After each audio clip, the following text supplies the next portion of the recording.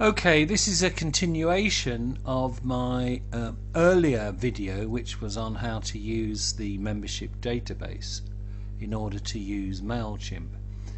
Now we're going to produce an interesting electronic bulletin. The first thing to remember about electronic bulletins is that the people receiving them are not going to be as interested in them as you are. They're going to look at it briefly, and therefore you've got to send them something which engages their attention. I'll just say that again. Engages their attention. And therefore you want something that is short, snappy and interesting. And you can also put in the electronic bulletin links to get further information.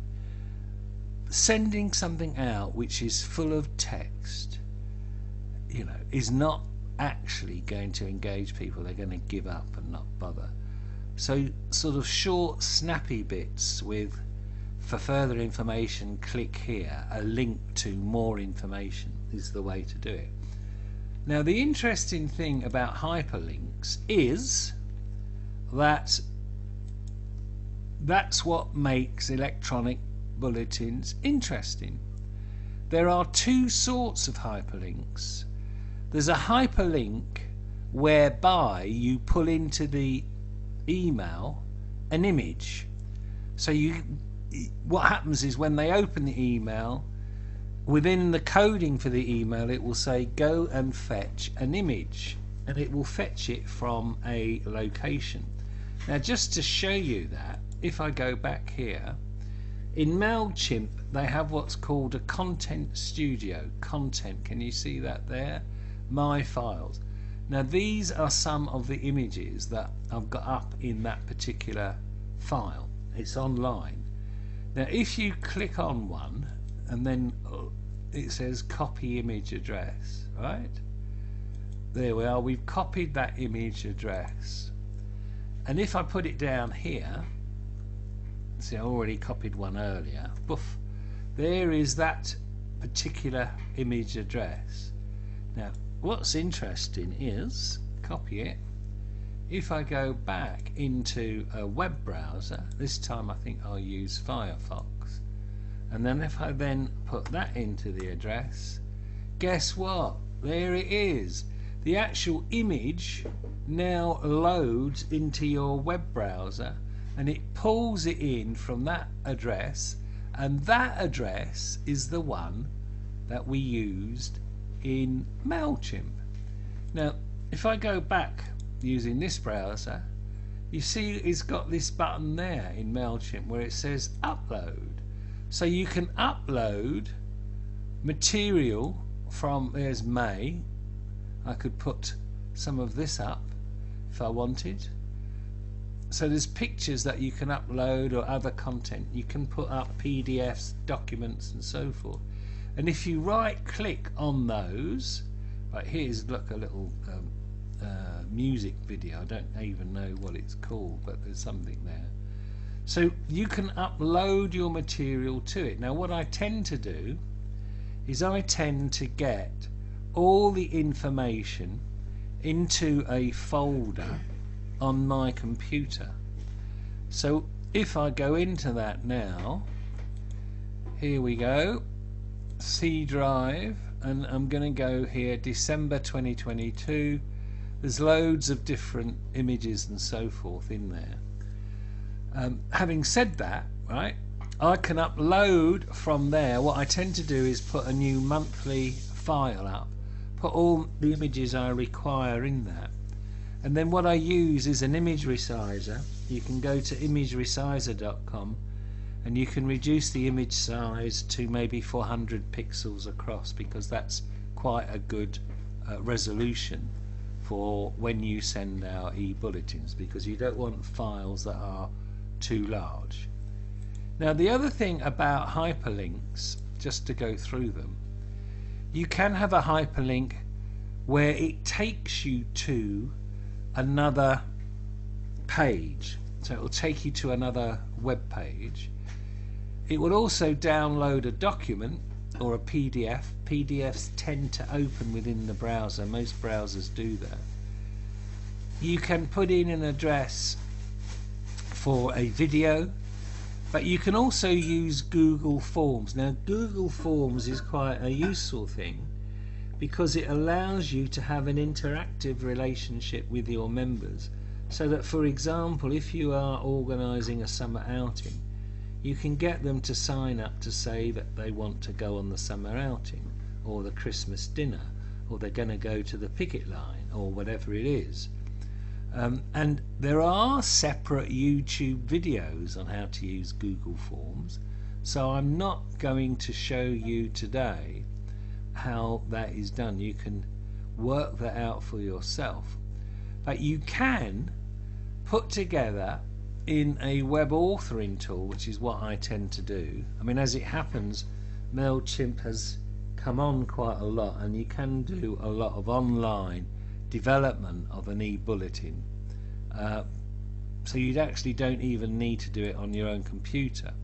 But what I tend to do is use a program called Composer, which is a free web authoring facility. It is a cross-platform facility. You can get it for Linux distributions, you can get it for Windows, you can get it for Mac.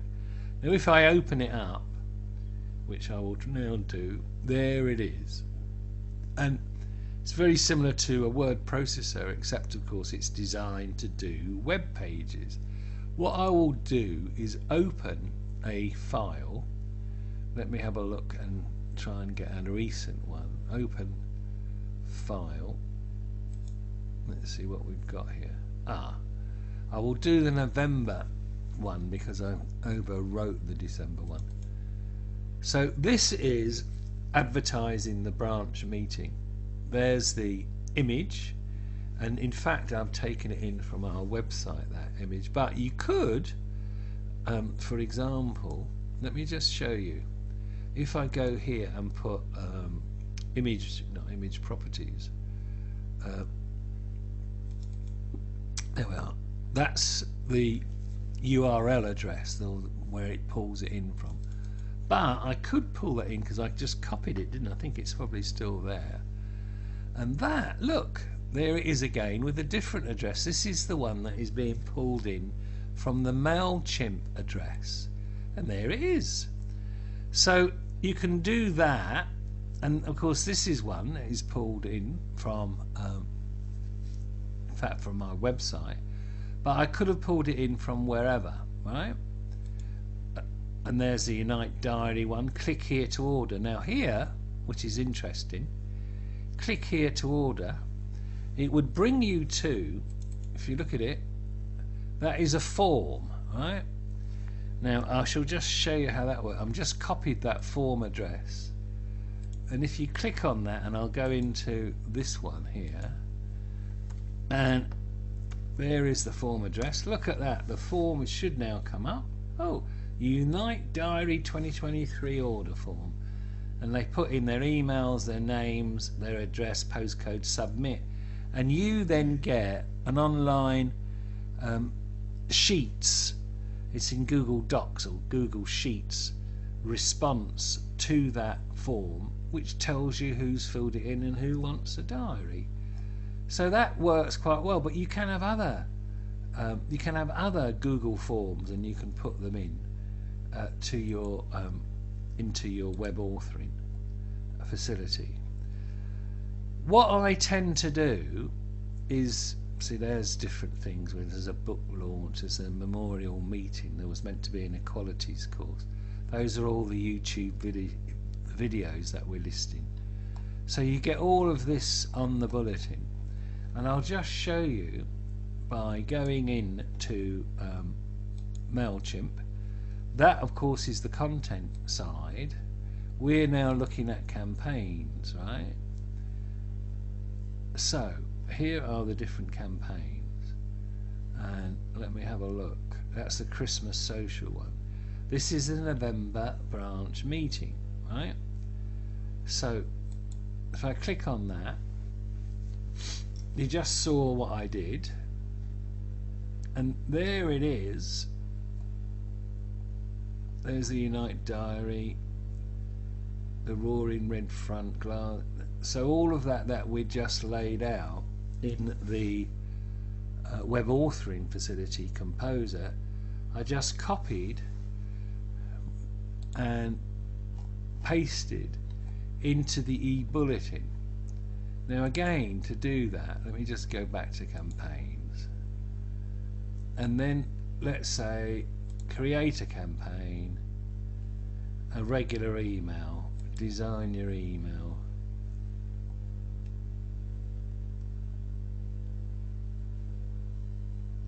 and then you have to put down who is it to all of them, who's it from, what's the subject line, whatever, and then it says design the email. So choose an email, select a classic, select the new builder. So you've got different ones here, and you can select a template, follow up, column width. I just put in simple text, although of course it isn't simple text at the end of the day, because it's time to design your email. Here we go, look at this. There it is. Now you've selected a template. Well, if I go in to my Composer and just put copy, get rid of that, and then put it in, look at that, it's all just gone in there.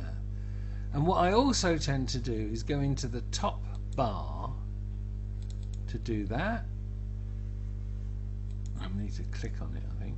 Yeah, it's time to design your email. Well, here we go. I just put dear, whoops, spell it right, and then I insert a merge tag.